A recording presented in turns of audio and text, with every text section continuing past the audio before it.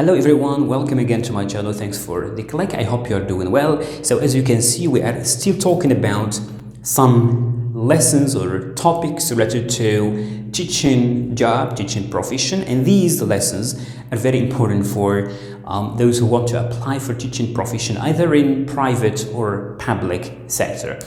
Alright, so today we are going to see teaching writing. So before, we covered teaching grammar, we covered teaching reading, teaching vocabulary, and today we are going to see teaching writing. And before we start, it's very important to know that writing is a productive skill, okay? Is a productive skill. And when I say productive skill, which means that students produce something, okay? Produce something, like speaking. So speaking is a productive skill because it has to do with production, the production of language, of sentences, etc.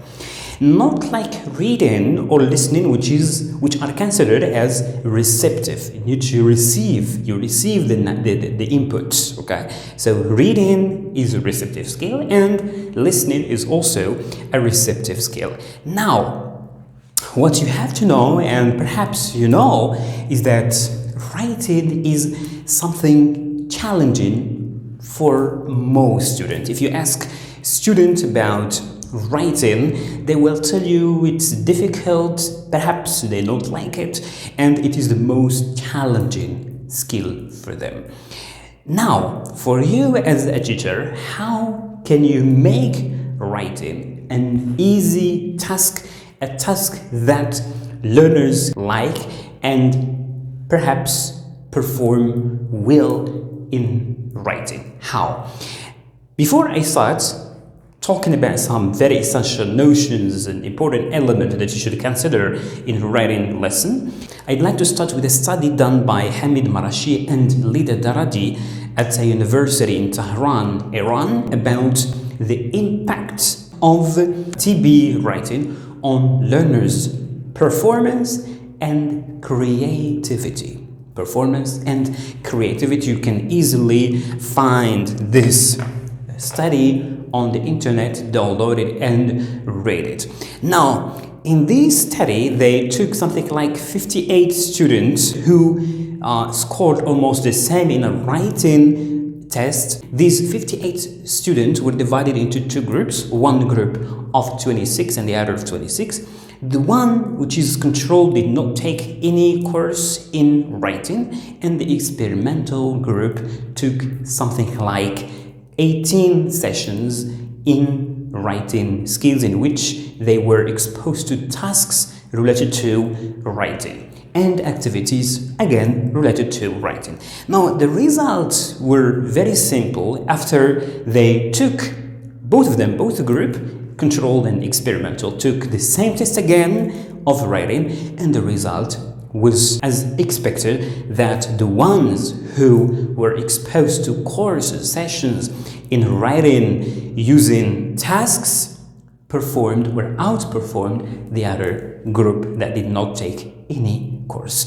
Now, the result actually was not only this, but also the performance, development in their writing performance and creativity, okay? So what is task-based writing? This is task-based writing, and task-based writing actually takes from the task-based language teaching, the task-based language teaching, or what we call the TBLT,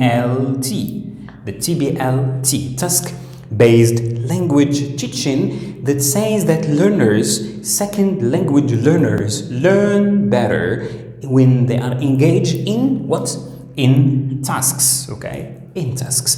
So tasks are very important in language learning, and also, why not in writing? So this is what we mean by task-based writing, which means the implementation of this approach, the task-based language teaching in teaching writing.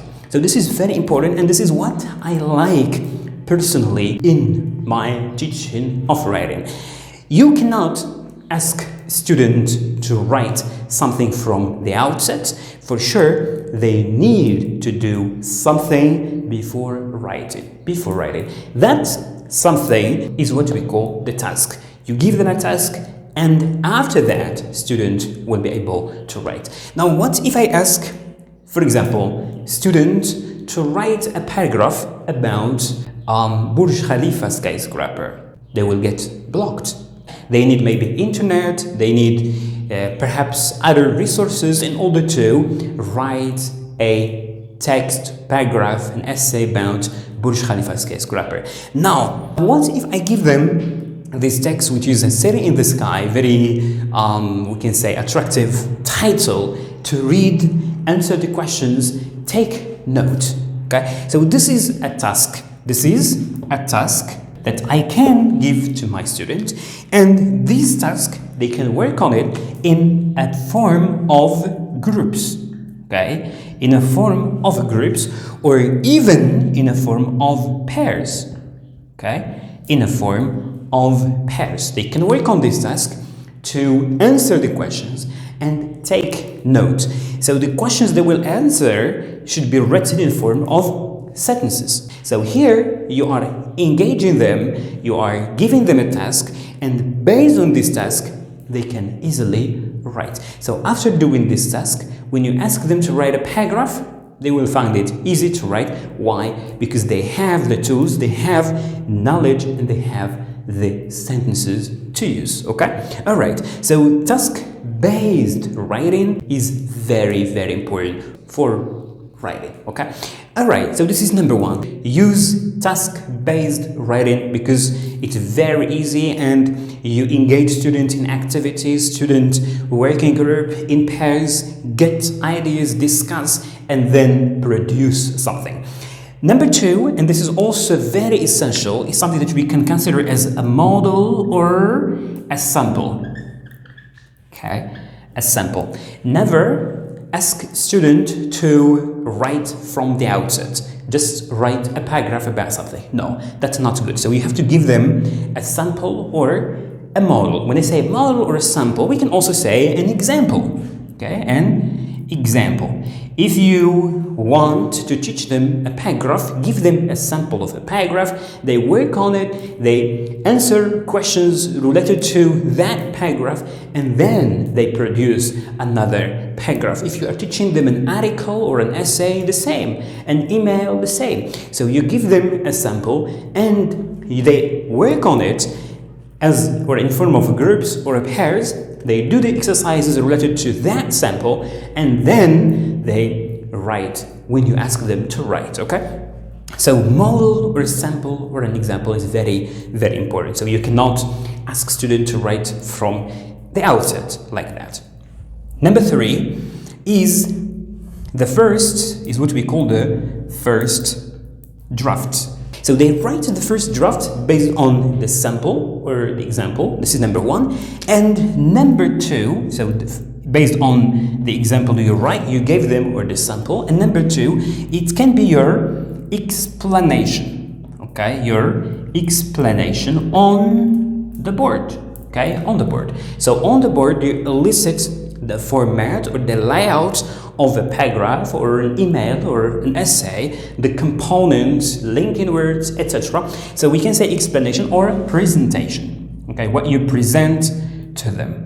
What you present to them on the board. Okay, linking words, very important, something to consider like the COPs, capitalization, organization, punctuation, and spelling to take into consideration, etc. So they write the first draft based on number one, the sample that you gave them at the very beginning, and number two, your explanation and what you present on the board based on what you elicit from the learners. Number four, this is very important. Number four is something to do with what we call the peer correction. Now, what do I mean by peer correction? Which means learners exchange their writing for what? To correct each other. To correct each other. And they correct each other based on what we call a checklist. This is number five, checklist. So you, as a teacher, you provide them with a checklist on the board. For example, this is number one, for example, respecting the format.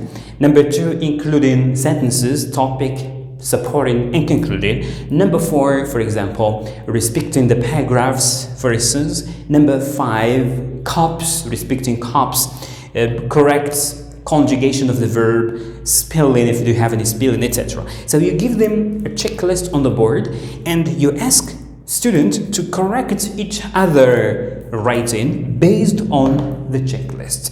The last one, when they correct each other, they give feedback to each other. By the way, pair correction is good because learners learn from each other, okay? Learners learn from each other. And the last one is the final, okay, is the final draft. So when they get correction from each other, they can rewrite their writing to be a final draft, okay, to be a final draft.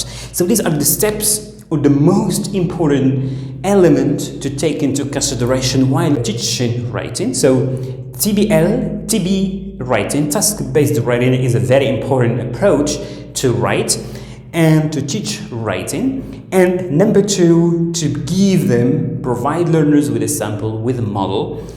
Number 3, first draft. You ask students to write the first draft based on the sample you gave them and your explanation or what you present to them on the board. Number 4, this is a pair correction based on a checklist, and when they correct each other, when they finish, they write the final drafts, okay, the final draft. I hope you find this lesson easy to understand. If you have any question or suggestion, don't hesitate to let me know. As I told you before, writing is something that not easy and most of students don't like and have problem with, and therefore your job as a teacher is to make it easier, to make it simpler, and to make it fun and attractive that student can like and be engaged in. Alright, see you in another episode with another lesson. Have a good time and goodbye.